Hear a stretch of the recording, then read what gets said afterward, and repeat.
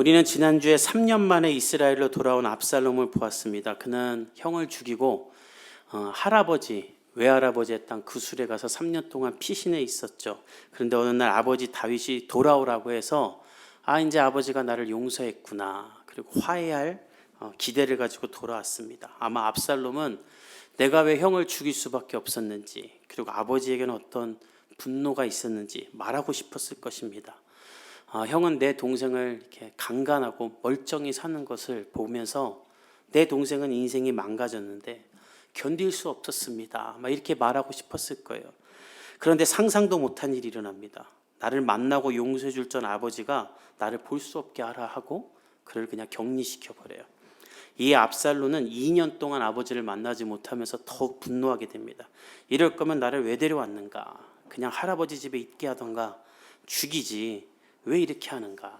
그러면서 죄를 지은 압살롬이 더 소리 지르고 더 당당해지고 더 화를 끓게 됩니다. 여러분, 왜 가정마다 또 사회마다 잘못한 놈들이 더 소리 지르고 더 당당한가? 이게 범죄 저지른 사람들 인터뷰하면 내가 뭘 잘못했냐 이런 사람들 종종 나오잖아요. 자기가 죄를 모르기 때문이에요. 내가 얼마나 끔찍한 짓을 저지르는지를 자각하지 못하기 때문이에요. 그래서 그걸 알고 나 때문에 죽은 사람을 알아야 되죠.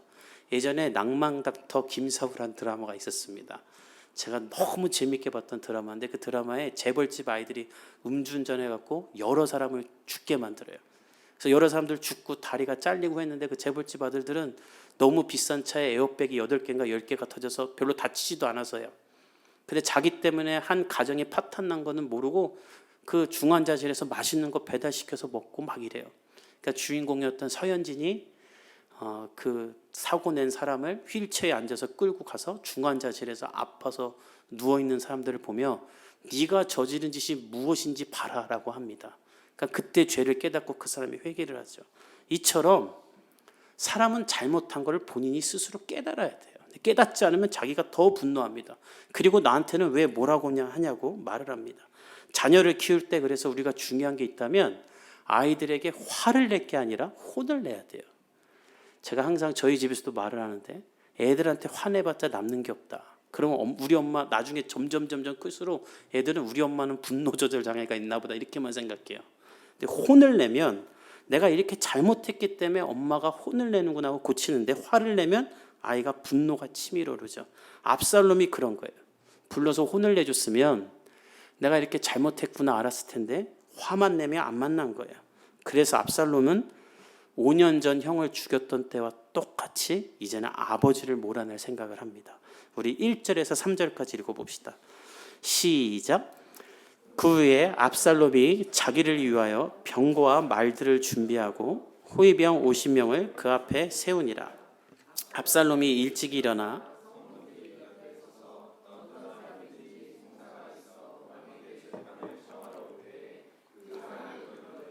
너는 어느 성읍 사람이냐 하니 그 사람의 대답이 종은 이스라엘 아무 지파에 속하였나이다 하며 압살롬이 그에게 이르기를 보라 내일이 옳고 바르다마는 내 송사를 들을 사람을 왕께서 세우지 아니하셨다 하고 압살롬은 자신을 데려온 요압을 불러서 차라리 이럴 거면 나를 죽이라 라고 말하죠. 그러니까 얘가 너무 막 나가니까 요압이 다윗을 만나게 하는데 다윗은 아들을 만나서 입맞춤을 해줍니다. 아무 일도 없었던 것처럼 입맞춤을 해줘요. 그런데 압살롬은 그 입맞춤이 그냥 형식적인 입맞춤이라는 걸 알고 있었어요.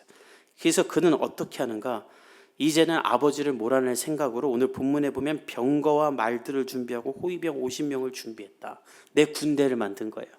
특별히 호위병은 왕이나 왕이 될 다음 왕자들만 둘 수 있었던 건데 이 압살롬이 스스로 이 호위병을 준비했다는 것은 이제 왕이 될 준비를 하기 시작했다는 거예요. 그리고 가장 먼저 한 게 뭐냐면 2절에 보면 매일 아침 성 안으로 들어가는 성문 앞에 서서 사람들을 만납니다.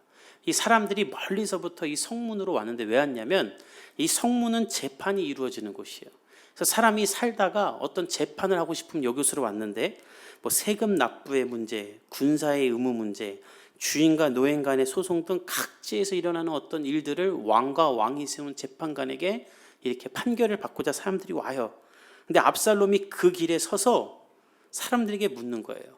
너 어디서 왔냐? 왜 왔냐? 어느 지파 사람이냐? 그러니까 사람들은 고마웠을 거예요. 지난주 설교 기억해 보면 압살롬처럼 아름답고 멋있는 사람이 없었다고 하잖아요. 너무 멋있는 왕자가 그 앞에 서서 아무것도 아닌 소수 지파의 그냥 아무것도 아닌 시민인 나에게 관심을 가져주면서 왜 왔니? 무슨 일이 있니? 어떤 어려움이 물어봐 주니까 얼마나 고맙겠어요. 그래서 사람들은 아마 압살롬에게 자기의 그 상황을 말했을 거예요. 근데 그러면 압살롬이 어떻게 하냐면 3절에 보면 사람들의 말을 듣고 옳고 그름과 상관없이 무조건 그 사람 편만 들어주는 거예요. 이게 무슨 대화를 들을 때는 양쪽의 이야기를 들어야 되지 않습니까? 근데 그렇지 않고 그랬구나, 너 그랬구나, 너 억울하겠다. 그리고 무조건 그 사람 편에 들어줘요.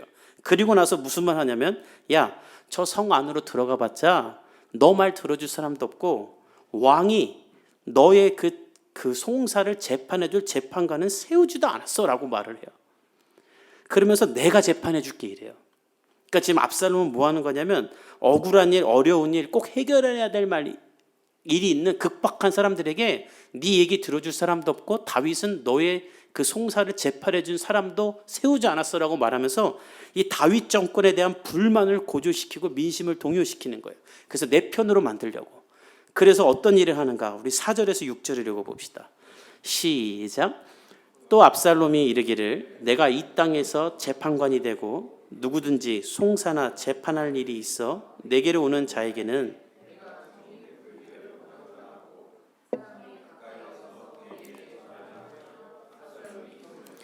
그 사람을 붙들고 그에게 입을 맞추니 이스라엘 무리 중에 왕께 재판을 청하러 오는 자들마다 압살롬의 행함이 이와 같아서 이스라엘 사람의 마음을 압살롬이 훔치니라. 압살롬은 백성들에게 말합니다. 야, 이 나라에 너희들의 억울한 일을 들어줄 사람은 없다. 그러니까 내가 재판관이 될 테니까 누구든지 지위 뭐 상관없이 부자든지 가나든지 종이든지 재판할 일 있으면 내게 와라. 내가 정의를 베풀어 줄게. 그러면서 스스로 재판관이 돼요. 말도 안 되죠. 지가 뭐라고 재판관이 됩니까? 게다가 자기 자체가 정의가 없는 사람이죠. 형 죽이고 도망갔다가 아무 죄값도 치르지 않은 자기가 무슨 정의를 행한다고 합니까? 그러니까 내가 왕이 되겠다는 말이에요. 근데 안타까운 건 사람들이 이 말을 듣고 마음이 빼앗겨요. 왜냐하면 이제껏 이 나라의 고위 간부 중에 이런 말 해준 사람도 없었고 내 말 들어주는 사람도 없었고 게다가 오늘 본문에 보면 사람들이 심쿵하는 포인트가 있는데 압살롬에게 재판받으려고 와서 절을 하면 두 손을 잡고 일으켜주고 입맞춤까지 해줘요. 그러니까 이게 얼마나 이게 고맙겠어요. 완전히 심쿵하는 거예요. 옆에다 호위병 50명 딱 두고 내가 오면 이렇게 해주는 거예요. 지금 우리나라 국회의원들이 다 하는 일이죠. 평소에 만날래야 만날 수도 없는데 어디 있는지도 모르시는데 요즘은 길만 가면 국회의원들 굉장히 보기 쉽지 않습니까? 다 막 시장에서 오뎅 먹고 붕어빵 먹고 왜 우리 손잡아줘요? 이제 선거 표 받아야 되니까. 압살롬이 그 일을 4년을 한 거예요. 4년을. 그러니까 오늘 6절에 보면 그렇게 해서 사람들의 마음을 다 훔쳤다라고 하는데 이게 본문을 잘 봐야 되는 이유는 여기서 6절에 사람이라는 말이 원문을 보면 남자라는 말로 이 말은 뭐냐면 한 사람만 만난 게 아니라 한 가정을 만났다. 더 나아가 한 지파를 만났다는 거예요. 여러분 한번 생각해 보세요. 압살롬이 4년 동안 매 30명을 만났다고 치면 365를 곱하면 이게 4년 동안 하면 43,800명이 됩니다. 그럼 반올림에서 45,000명이에요. 그러면 그들의 45,000명의 가족이 이때는 훨씬 더 많았을 텐데 최하로 죽여도 5명은 될 거예요. 그럼 45,000 곱하기 오면 적어도 22만 명을 만난 거예요. 그리고 이것을 만약에 매일 50명 만났다 그러면 36만 명이 넘는 거예요. 압살롬이 만난 이 사람들이 자기 고향으로 가서 지파로 가서 야, 내가 성문 앞에 재판받으러 가는데 압살롬 왕자가 거기서 기다리면서 너 그런 일 있었냐고 손잡아주고 내 편 해주고 입 맞춰주고 나 안아주더라. 야, 압살롬 같은 진짜 사람 없어. 이 사람 왕이 되면 좋겠다. 이렇게 그냥 마음을 다 훔쳐버린 거예요. 이 천하의 나쁜 놈인데. 그리고 나서 압살롬이 모든 여론과 사람들의 마음이 자기에게 행한 걸 확인한 다음에 어떤 일을 하는가? 이제 다윗에게 갑니다. 우리 7절부터 9절까지 읽어봅시다. 시작. 4년 만에 압살롬이 왕께 아뢰되 내가 여호와께 선한 것이 있사오니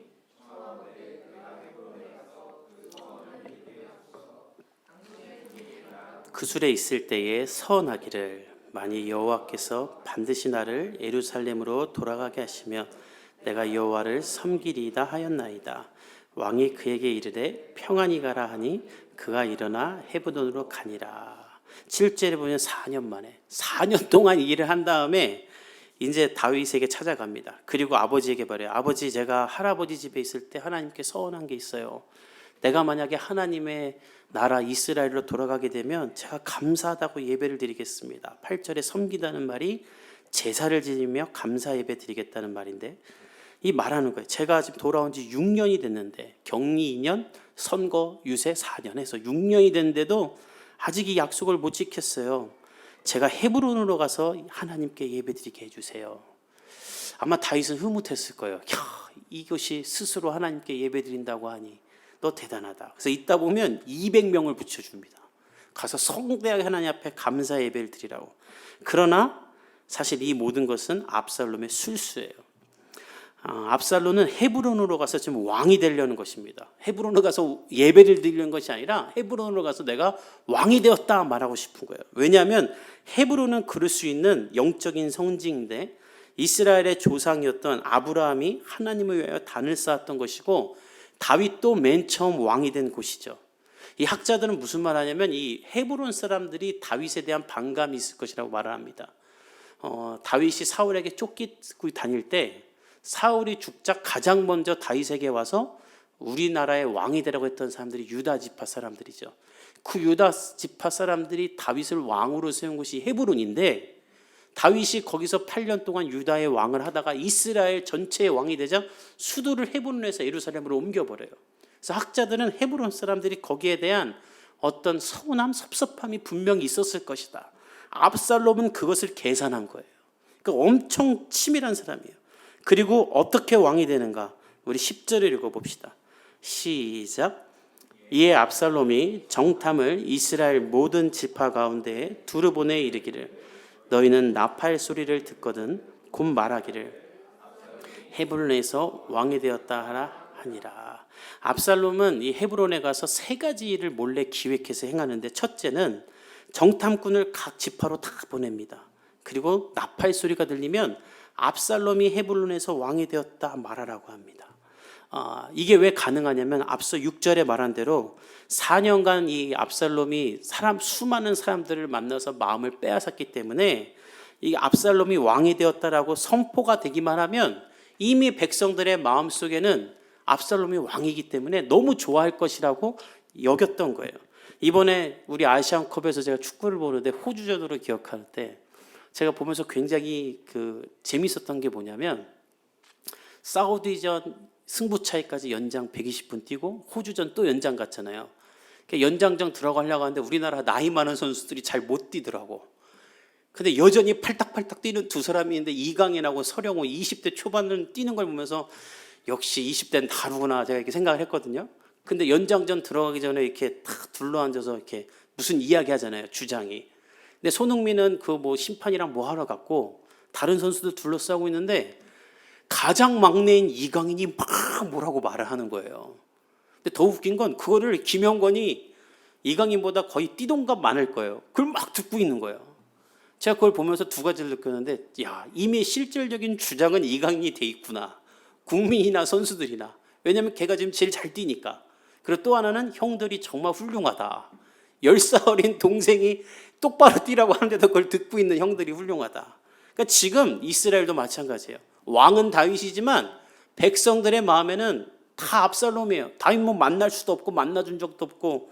그러니까 압살롬은 이걸 알았던 거예요.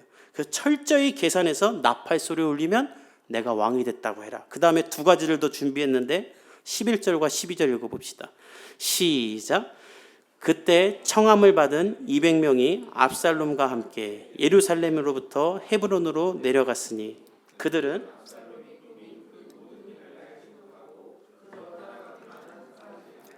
제사 드릴 때에 압살롬이 사람을 보내 다윗의 모삭길로 사람 아히도벨을 그의 성읍 길로에서 청하여 온지라. 반역하는 일이 커감해 압살롬에게로 돌아오는 백성이 많아지니라. 압살롬은 다윗에게 예배를 드리러 간다고 하고 오늘 고위 간부 200명을 데려갔습니다. 아까 말했던 것처럼. 근데 오늘 11절에 보면 이 사람들은 압살롬이 무슨 짓을 꾸미는지 전혀 모르고 갔다 그래요. 그러니까 이 사람들은 다윗이 보내준 거예요. 야, 압살롬이 하나님 앞에 예배드린다는데 내가 너무 기쁘다. 성가대도 하고 옆에서 잘 도와라면서 고위 간부 보내준 거예요. 근데 압살롬은 이게 치밀한 계획인데 내가 왕이 된다고 해봤자 내 대신이 있고 내 정당이 있어야 되잖아요. 근데 지금 내 사람이 없잖아요. 근데 이 200명을 데리고 가서 호위병사 50명으로 둘러싸고 내가 왕이 됐다. 따라라. 이러면 어떻게 안 따라? 지네 형도 죽이는 놈인데. 그러니까 이 압살롬의 너무나 치밀한 계획인 거예요. 그러니까 여기에 나도 모르는 사이에 빠져버린 거예요. 압살롬은 그렇게 자기를 지지해 줄 사람들을 만든 거예요. 그리고 마지막으로 거목을 하나 데려오는데 12절에 보면 제사를 드릴 때 아히도벨을 데려왔다고 하죠. 이 사람은 본래 다윗의 모사로 다윗에게 조언을 해준 사람, 충고해 주는 사람입니다. 그러니까 이스라엘에 있어서 너무나 막대한 영향력을 지니는 사람인데 이 사람이 누군가? 밧세바의 할아버지예요. 그러니까 이 사람은 지금 다윗에게 불만을 가진 사람이에요. 다윗이 우리아를 죽이고 밧세바를 뺏었잖아요. 그러니까 내 손녀를 그렇게 했으니 이 사람이 더 이상 다윗과 함께 하겠습니까? 근데 그 불만이 가득한 이스라엘의 어떤 그 정신적 쥐주임을 압살롬이 이미 캐치하고 아히도벨이요, 내가 왕이 되겠습니다. 그리고 내가 정의와 공의를 세우겠습니다 하니까 여기에 붙어버린 거예요. 그러니까 너무나 치밀하게 왕이 될 준비 다 해놓고 백성 뺏고 지지 세력 뺏고 자기를 대신한 지도자까지 다 세운 거예요. 너무나 치밀한 준비를 4년 동안 다 한 거예요. 제가 이걸 보면서 몇 년 전에 했던 드라마 중에 송혜교 씨가 나온 그 글로리인가요? 더 글로리인가요? 그 드라마 있죠. 학교 폭력 당했던 친구가 치밀하게 준비해서 복수했던, 그게 떠올랐어요. 그것처럼 한 거예요. 그러니까 야, 이 복수가 이렇게 무섭구나. 그리고 봤는데 어떤 유튜버가 더 글로리에서 송혜교가 복수한 데 사용한 비용을 계산한 걸 봤어요. 우연히. 이 유튜버도 정말 대단한 사람이에요. 그래서 제가 이 드라마를 본 적이 없는데 짤로만 봤고, 이 사람이 이렇게 얘기를 하더라고요. 복수가 여름에 시작해서 다음에 봄으로 끝난 것으로 계산해서 10개월 동안 이 사람이 송혜교가 사용한 비용 지출을 계산했는데 빌라 방세 10개월 월세 450만 원, 공과금 100만 원. 현남이라는 사람이 있나 봐요. 웃는 사람은 다 알구나. 현대 NF 소나타 사준 거 중고가 250만 원, 현남 월급 3천, 식비 36만 4,800원. 이 유튜브 대단한 사람이야. 주유비 250만 원, 최혜정 미행 버스표 만원, 카메라 150만 원 추정 SD카드 16만 7,800원, 대포폰 135만 원, 최사라 마약값 92만 4,600원 해가지고 총 그 송혜교가 복수한 데 쓴 돈이 6,886만 1,940원이라고 정확하게 기록해놓은 유튜브가 있어요. 제가 그걸 보면서 야, 복수 한번 하려면 7천이 드는구나. 1억을 들어서 거의 뭐 굿비용은 약 뭐 최소 2천으로 뭐 이렇게 했더라고요. 압살롬도 이 정도 디테일로 4년 동안 준비한 거예요. 그러니까 어떻게 다윗이 안 넘어가요? 다윗은 몰랐던 거예요. 그래서 13절에 보면 읽어봅시다. 시작. 전령이 다윗에게 와서 말하되 이스라엘의 인심이 다 압살롬에게 돌아갔나이다. 한순간에 다 돌아간 거예요. 그래서 다음 주에 보면 다윗이 도망갑니다. 왜냐하면 전쟁을 벌이면 다 죽기 때문에, 아버지와 아들 사이에 싸우면. 압살롬을 통해서 우리가 오늘 볼 수 있는 것이 무엇인가? 저는 이 장면을 어저께 묵상하면서 뭘 깨달았냐면 복수는 죄 지은 놈이 하는 게 복수구나라는 걸 깨달았어요. 피해 입은 사람이 복수를 하는 게 아니라 죄 지은 사람이 복수하는구나. 피해 입은 사람들은 복수하지 않죠. 경찰에 신고하고 법의 판단을 기다리죠. 피해자가 복수를 하는 것도 해서는 안 되는 일인데 압살롬은 다윗의 장남을 죽인 가해자입니다.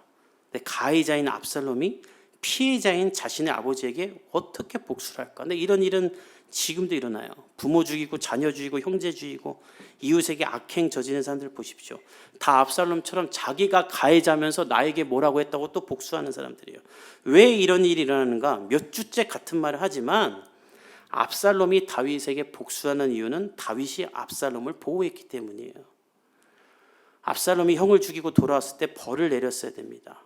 근데 벌을 내리면 그 순간 내 아들이 살인자가 되니까 인연을 만나지 않고 벌도 내리지 않고 뭐라고도 하지 않고 그냥 둔 거예요.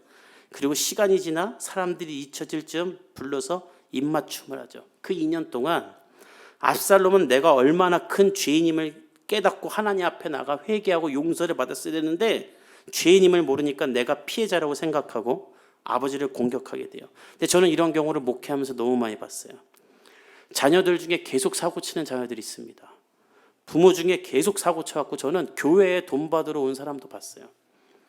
그래갖고 그 아들을 교회에서 사무실에서 엄마 돈 받으러 온 사람 때문에 그 아들이 예배드리다 말고 와서 만나온 적도 봤어요.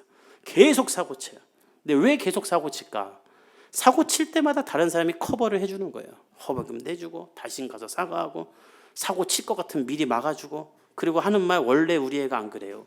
그러니까 계속 사고쳐요. 죄에 대한 대가를 한 번도 제대로 치르지 않은 사람들은 계속 사고칩니다. 그러니까 사랑하기 때문에 덮어준다? 애 망치는 거예요. 그건 하나님의 방법이 아닙니다. 저와 여러분은 사랑하기 때문에 죄를 덮는 사람 되지 않기를 예수님의 이름으로 축복합니다. 사랑하면 죄를 드러내줘야 돼요. 하나님이 아담과 하와가 죄를 지었을 때 그 사람들을 끄집어냅니다. 그리고 용서해 주죠. 그게 하나님의 방법이에요. 우리가 하나님을 만날 때도 마찬가지예요. 누가 하나님 만날 수 있습니까? 말씀을 읽으며 예배를 드리면 내 죄가 다 드러나서 예배 드리면서 얼굴이 빨개지고 막 찔려야 돼요. 그럼 그때 죄인이라고 입으로 시인하는 사람에게는 하나님이 예수 그리스도의 십자가 구원의 은혜를 부어주며 괜찮다. 너의 죄를 내가 대신했다. 나를 믿고 자유해라라고 말씀하시고 우리는 그 은혜를 경험하여 예수 그리스도를 붙잡고 거룩하게 살기 위해 힘쓰고 기도하는 것이죠. 이게 기독교의 신앙인데 다윗은 이걸 커버해 줬어요. 덮어줬어요. 그러니 분노가 치밀어 올라 죄를 범한 거예요. 전 여러분이 이런 일을 행하지 않기를 간절히 축복합니다. 안 그러면 다 망해요. 제가 지난주에 저희 아이, 큰아이를 데리러 유치원에 갔는데 이제 배를 누르고 밖에서 기다리거든요. 근데 유리문인데 선생님이 잠바를 이렇게 입혀줘요. 근데 그날 후드티 하나 잠바 하나 입고 갔는데 이 방과후 선생님이고 방학 때만 오는 선생님이라 잘 몰라요. 근데 너무 착한 분이세요. 그 선생님이 애가 잠바 하나만 입고 온 줄 알고 하나만 입혀줬어요. 근데 그때 제 딸이 선생님 이것도 내 잠바예요. 왜 이건 안 입혀줘요? 그것도 몰라요. 이렇게 너무 버릇없게 말을 한 거예요. 근데 그 시간이 되면 애들이 너무 이제 4시, 5시 되면 피곤해서 다 정신이 조금 나간대요. 근데 제가 볼 때 너무 버릇이 없는 거예요. 그래서 자동문이 열리자마자 아이를 혼낼 때도 자존심 안 상하게 혼내야 되잖아요. 신발을 시켜주면서 아빠가 밖에서 들었는데 너 너무 버르장머리 없이 선생님한테 지금 말했다. 신발 신고 선생님한테 사과해라. 그러니까 그 말을 하자마자 가장 먼저 놀란 건 선생님이에요. 이분이 너무 놀라요. 보통 부모들이 뭐 이 정도는 애들이 하는 거지 이렇게 넘어가는데 제가 정색하고 사과하라니까 선생님이 가장 놀라요. 근데 여원이가 얼굴이 빨개져서 얼굴을 못 들어요. 그러니까 자기 잘못한 걸 안 거예요. 그럼 그때 이제 어떻게 해야 되는가? 너 잘못한 거 알지? 내일 와서 사과할래? 네, 그래요. 선생님을 못 쳐다봐요. 그때 막 사과하라 이러면 또 안 돼. 그래서 차에 태웠어요. 그래서 선생님께는 제가 사과했어요. 그리고 차 안에서 다시 조목조목 가르쳐줬어요. 뭘 잘못했는지. 선생님이 착하고 널 아무리 사랑해줘도 그렇게 하면 안 된다. 그리고 그냥 잊어버렸어요. 아무한테도 말하지 않았어요. 아내에게도. 근데 그 다음 날인가 다다음 날 이제 제가 일이 있어서 제가 찾으러 못 가고 아내가 찾으러 갔는데 제 아내가 아이 찾은 사진과 함께 카톡에다 이런 글을 올렸어요. 오늘이 그 선생님 마지막 수업이었는데 선생님이 자기가 만난 5살 아이 중에 여원이가 가장 똑똑하다고 했다. 저는 그 카톡을 보고 제 아내는 모르기 때문에 우리 아이가 똑똑해서 기뻐했지만 저는 그 카톡을 보고 여원이가 선생님에게 정중히 사과했구나라는 걸 깨달았어요. 만약에 이 아이가 잘못을 그때 배우고 뉘우치고 고백하지 않았다면 선생님이 그런 말 해줬을까? 아마 자기가 만난 5살 아이 중에 가장 영악하고 싸가지 없는 아이였다고 말했을 겁니다. 여러분 가까이 있는 사람의 잘못을 커버하지 마십시오. 드러나서 뉘우치고 깨닫고 얼굴이 빨개져야 됩니다. 그리고 자신의 죄를 깨달을 때는 더 파헤치지 말고 덮어줘야 돼요. 근데 우리는 이걸 거꾸로 해요. 자꾸 남들한테 가서는 덮어줘요. 그리고 나랑 둘이 있을 때는 막 까집어내요. 네가 똑바로 해야지 이러고. 그러니까 사람이 점점점 망가지는 거예요. 전 여러분들에게 하늘의 지혜가 있길 바랍니다. 그러기 위해선 우리의 모든 삶의 기준이 하나님께 있어야 돼요. 압살롬이 이렇게 된 이유는 2가지입니다. 하나는 다윗의 잘못이고 2번째는 백성들의 잘못이에요. 오늘 보십시오. 사람들이 압살롬에게 마음을 빼앗깁니다. 근데 여러분, 이스라엘이 어떤 나라입니까? 이스라엘은 하나님이 일방적으로 선택한 지도자를 통해 이끌어가는 나라죠. 하나님이 사무엘을 통해, 모세를 통해, 아브라함을 통해. 근데 지금 하나님이 세운 다윗이 있는데 압살롬에게 따라갔다는 건 뭔 말이에요? 모든 이스라엘 백성들이 하나님이 세운 왕이 아니라 내 마음에 드는 사람을 따라가고 있다는 거예요. 여러분 안에도 이런 모습이 있지 않기를 예수님의 이름으로 축복합니다. 내가 원하는 대로, 내가 좋은 대로, 내 마음에 드는 대로 그렇게 가면 안 돼요. 교회도 마찬가지예요. 저 목사님이 좋더라, 저 교회 분위기 좋겠더라. 가서 1년만 다녀보십시오. 거기가 거깁니다. 하나님이 여러분을 둔 곳에서 하나님을 만나세요. 그리고 그 안에서 하나님 앞에 나아가십시오. 제가 개척을 한 이유 중에 가장 큰 이유 중에 하나는 제가 가르쳤던 학생들 중에 지금 교회를 안 다니는 사람들이 있어요. 제가 매주 돌아가면서 연락합니다. 근데 왜 지금 교회를 안 다니는가? 다 이유가 하나예요. 교회에서 상처받아서 교회를 떠난 거예요. 그래서 들어보면 그럴 수밖에 없었던 그 이유가 이해돼요. 근데 제가 그 친구들한테 얘기해요. 누구야. 상처 준 그 사람을 떠나야지. 왜 하나님을 떠나냐? 상처 준 사람은 하나님이 아니라 사람인데 너는 왜 하나님을 떠나냐? 하나님을 떠나서는 안 된다. 우리도 마찬가지입니다. 여러분, 누구의 말을 듣고 누구를 따라 살고 있습니까? 절대 하나님을 떠나지 않기를 예수님의 이름으로 축복합니다. 하나님이 여러분을 붙드시고 여러분을 축복하실 겁니다. 여러분의 자녀도 하나님이 인도하실 줄 믿습니다. 우리 함께 기도하겠습니다.